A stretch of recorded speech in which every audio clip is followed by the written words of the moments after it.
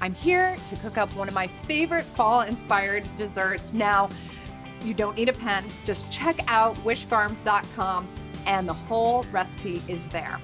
Now, dare I say, pumpkin spice people, berries do pair better, in my opinion, with all those warm spices like cardamom, cinnamon, and nutmeg.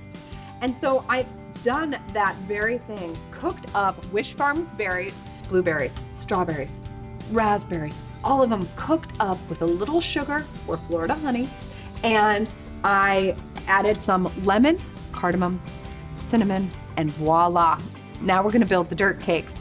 Let me tell you, there's nothing like sharing at a party and making these individual cups.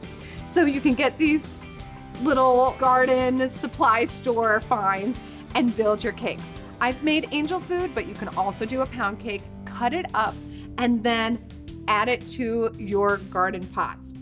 Now, I'm making 3 because I'm gonna share, though I would indulge myself, but you know, digging in on camera, you guys might get a little envious that I'm not sharing. So here you go, a little bit of cake, and then I layer it with some vanilla pudding that I have doctored up with cream cheese, folded in whipped cream, and also added a touch of orange. And like I said, the citrusy flavors, those warm spices of fall, that's what makes berries shine. So I'm piping some in, voila, and then topping with our spiced up berries. The crowd's gonna go wild. The kids are gonna love this. Everyone is gonna go wild. Now, stick around for a little fall inspiration because these berries are dressed up for Halloween.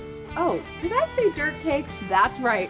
This is actually a chocolate Oreo dirt or whatever chocolate cookie or cake you can find, and shovel it on to make it look like your garden or the Wish Farms 100 years of growing berries in the field. Look at that. Ooh, yeah.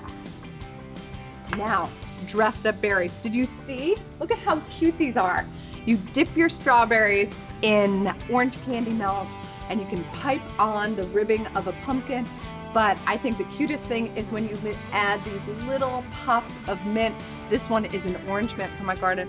Smells so good. So you can take the little tops off the strawberries and you can take your shovel and pop it in the little topper. Oh, look at that. Look at how cute. You get these shovels at one of those stores. Look at that, guys. May I share?